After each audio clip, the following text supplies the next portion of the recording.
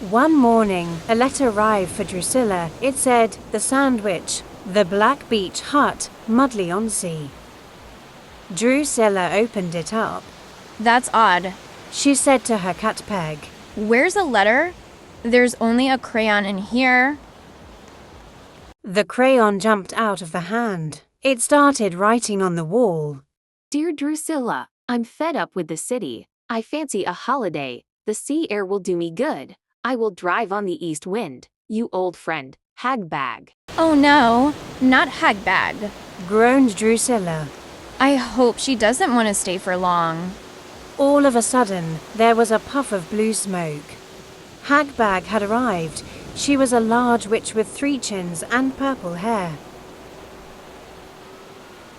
Drusilla, you old witch, Cackled Hagbag. She gave Drusilla a hug that nearly squeezed the life out of her. Hagbag plumped herself down in Drusilla's rocking chair. Peg leaped off with a yowl. Scram cat. She turned to Drusilla. Now, what's your breakfast, ducky? I'm starving. Hagbag sat at the table while Drusilla waited on her. She ate 10 slices of toast and a whole jar of jellyfish jam.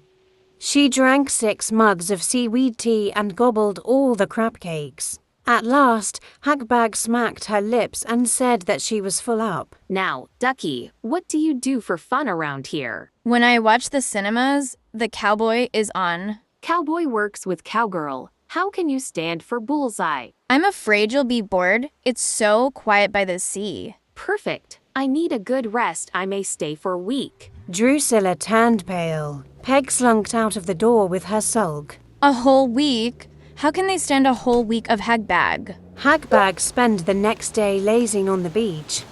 She borrowed Drusilla's swimsuit. Somehow she squeezed herself into it.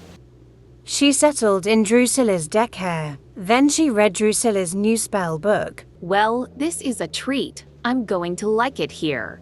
But after 5 minutes, Hagbag was hungry. Do you know what I fancy? A nice ice cream. Be a poppet and get me one, Drusilla. Drusilla walked all the way to the shops. She carried back 2 dripping ice creams.